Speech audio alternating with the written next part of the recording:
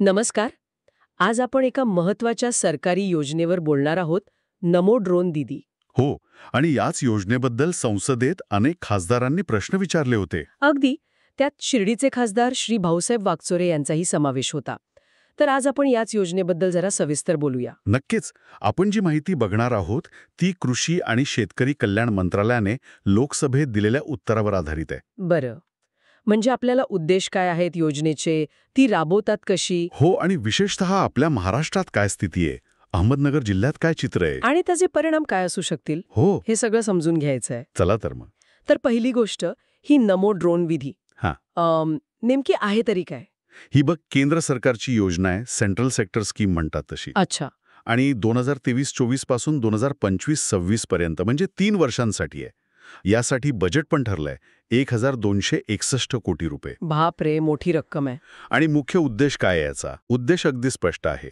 शेतीमध्ये आधुनिक तंत्रज्ञान आणायचं, ड्रोन सारखं. ड्रोन म्हणजे फवारणी वगैरेसाठी? हो, प्रामुख्याने फवारणी आणि पिकांवर लक्ष ठेवणं. यातून काय होईल की शेतकऱ्यांची कार्यक्षमता वाढेल, उत्पन्न वाढेल आणि खर्च कमी होईल अशी अपेक्षा आहे. हे तर झालं तंत्रज्ञान. पण यात दीदी म्हणजे महिला बचत गटांचा काय संबंध आहे? एरवी तंत्रज्ञान म्हणलं की पुरुष पुढे असतात. हाच तर या योजनेचा काय म्हणतात त्याला कळीचा मुद्दा आहे. यात महिला बचत गटांना फक्त लाभार्थी नाही बनवलंय, मग तर त्यांना ड्रोन सेवा पुरवणाऱ्या म्हणजे ड्रोन सर्व्हिस प्रोव्हायडर म्हणून सक्षम करायचं आहे. त्या स्वतः ड्रोन वापरून इतरांना सेवा देतील. म्हणजे एक प्रकारे महिला उद्योजक तयार करण्याचा प्रयत्न. छान आहे. पण ड्रोन महाग असतात ना, मग त्यासाठी काही मदत? अगदी. निवडक महिला बचत गटांना ड्रोन आणि त्याच्यासोबतच्या सगळ्या गोष्टींचा पॅकेज मिळतं. पॅकेज त्यात काय काय असतं? त्या ड्रोन तर आहेच फवारणीसाठीचा. मग त्याची पेटी, बॅटरी सेट, चार्जर, कॅमेरा, हवामान बघायला छोटं यंत्र, जमिनीचा पीएच बघायला मीटर. अरे वा, बरंच काही आहे. हो, आणि 1 वर्षाची वॉरंटी, जास्तीच्या बॅटऱ्या, स्पेअर प्रोपेलर सगळं आहे. आणि या पॅकेजसाठी आर्थिक मदत किती मिळते? पॅकेजच्या एकूण खर्चाच्या 80% मदत मिळते, पण जास्तीत जास्त 8 लाख रुपये. 8 लाख? ही मोठी मदत आहे. आणि हे ड्रोन चालवायचं कसं? त्याचं काय? त्याचं पण नियोजन आहे. प्रत्येक निवडलेल्या गटातून एका महिलेला 15 दिवसांचं सविस्तर ट्रेनिंग आणि दुसऱ्या एका सदस्याला किंवा कुटुंबातल्या व्यक्तीला 5 दिवसांचं सहाय्यक ट्रेनिंग दिलं जातं. अच्छा, प्रशिक्षण पण आहे म्हणजे. हे महत्वाचं आहे. बरं, मग ही योजना सुरू झालीये, तर ड्रोन खरंच पोहोचलेत का लोकांपर्यंत? अंमलबजावणी कशी सुरू आहे? हो, पोहोचलेत. 2023-24 मध्ये म्हणजे मागच्या आर्थिक वर्षात ज्या मोठ्या खत कंपन्या आहेत ना, LFCs म्हणतात त्यांना. हो, लीड फर्टिलायझर कंपन्या. बरोबर. त्यांनी स्वतःच्या खर्चाने 1094 ड्रोन महिला बचत गटांना दिले आहेत.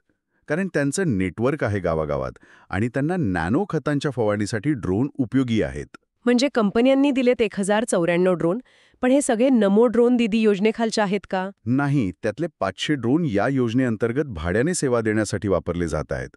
विशेषतः नॅनो खतांच्या फवारणीसाठी. बाकीचे मग कंपन्यांच्या इतर कामांसाठी किंवा प्रमोशनसाठी असू शकतात. बरं, महाराष्ट्रात काय परिस्थिती आहे? आणि खास करून खासदार वागचोऱ्यांच्या प्रश्नाच्या अनुषंगाने अहमदनगर जिल्ह्यात काय स्थिती आहे? सरकारी आकडेवारी सांगते की महाराष्ट्रात या LFCsनी 47 ड्रोन दिले आहेत. 47? हो. मध्य प्रदेशात हा आकडा 89 आहे. आणि तुम्ही विचारलं तसं अहमदनगर जिल्ह्यात 3 महिला बचत गटांना ड्रोन मिळाल्याची नोंद आहे. अच्छा, म्हणजे नगरमध्ये सुरुवात झालीये म्हणायला हरकत नाही. हो, सुरुवात झालेली दिसतीये. ही योजना एकटीच काम करते की दुसऱ्या कुठल्या योजनांशी जोडलेली आहे, म्हणजे बचत गट वगैरे? नाही, जोडलेली आहे. खास करून जी दीनदयाळ अंत्योदय योजना आहे ना, म्हणजे DAY NRLM. हो, राष्ट्रीय ग्रामीण उपजीविका अभियान. अगदी. त्या योजनेअंतर्गत जे बचत गट आहेत त्यांना यात प्राधान्य आहे. कारण त्यांचे एक तयार नेटवर्क आहे. आणि कर्जा वगैरेची सोय? हो, हे बचत गट कृषी पायाभूत सुविधा निधी म्हणजे AIF मधून 3% व्याज सवलतीवर कर्ज घेऊ शकतात, ड्रोन किंवा संबंधित गोष्टींसाठी. म्हणजे फायनान्सिंगची पण सोय आहे. हो.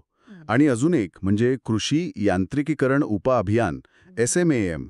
त्यातून पण मदत मिळू शकते. म्हणजे ड्रोन एका ठिकाणाहून दुसऱ्या ठिकाणी न्यायला वाहन वगैरे लागतं ना, त्यासाठी. बरं, म्हणजे बऱ्याच गोष्टी एकत्र आणल्या आहेत यात. तर मग वेगवेगळी मंत्रालये पण असणार. कृषी, ग्रामविकास, खत, हवाई वाहतूक यांच्यात समन्वय कसा साधतात? त्यासाठी एक उच्चस्तरीय समिती आहे, अधिकारप्राप्त समिती म्हणतात तिला. त्या सगळ्या मंत्रालयांचे सचिव आहेत.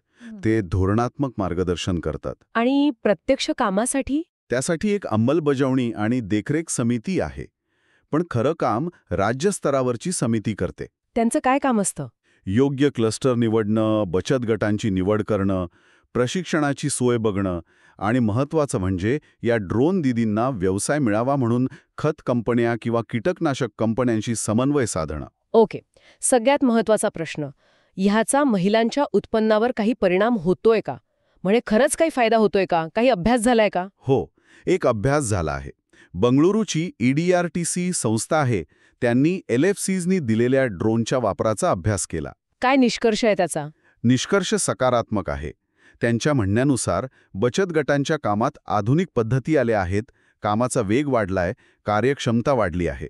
आणि उत्पन्न? हो, कामात विविधता आल्यामुळे आणि कृषी पद्धती सुधारल्यामुळे ग्रामीण महिलांसाठी उत्पन्नाच्या नवीन संधी तयार झाल्या आहेत, असं त्या अभ्यासात म्हटलं आहे. म्हणजे कागदावरची उद्दिष्टे प्रत्यक्षात यायला लागली आहेत असं म्हणू शकतो आपण.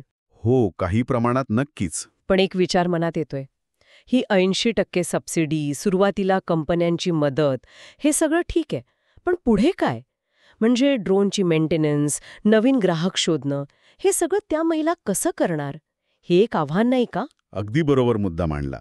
सुरुवातीला मदत मिळते, कंपन्यांशी जोडून दिलं जातंय, पण यातून एक टिकाऊ, सस्टेनेबल बिझनेस मॉडेल उभं राहणं खूप गरजेचं आहे. हो, नाहीतर योजना संपली की सगळं बंद व्हायचं. तेच. केवळ सबसिडीवर अवलंबून न राहता या ड्रोन दीदी खऱ्या अर्थाने स्वतःच्या पायावर कशा उभ्या राहतील, हाच खरा पुढचा आणि महत्त्वाचा टप्पा आहे या योजनेचा. नक्कीच. तर आपण आज नमो ड्रोन दीदी योजनेबद्दल बोललो. महिला बचत गटांना तंत्रज्ञानाची जोड देऊन शेतीमध्ये आधुनिकता आणण्याचा आणि त्यांचं उत्पन्न वाढवण्याचा हा प्रयत्न आहे. हो, यात आर्थिक मदत आहे, प्रशिक्षण आहे, वेगवेगळ्या विभागांचा समन्वय साधण्याचा प्रयत्न आहे आणि महत्त्वाचं म्हणजे अहमदनगरसारख्या जिल्ह्यांमध्ये याची सुरुवात पण झाली आहे. बरोबर. पण जसं तुम्ही म्हणालात, या योजनेचं खरं यश कशात असेल? या ड्रोन दीदींसाठी केवळ सुरुवातीच्या मदतीपलीकडे जाऊन एक आत्मनिर्भर आणि फायदेशीर व्यवसाय मॉडेल कसं तयार करता येईल, यावरच या योजनेचं भवितव्य अवलंबून असेल. हां, नक्कीच एक विचार करण्यासारखा मुद्दा आहे.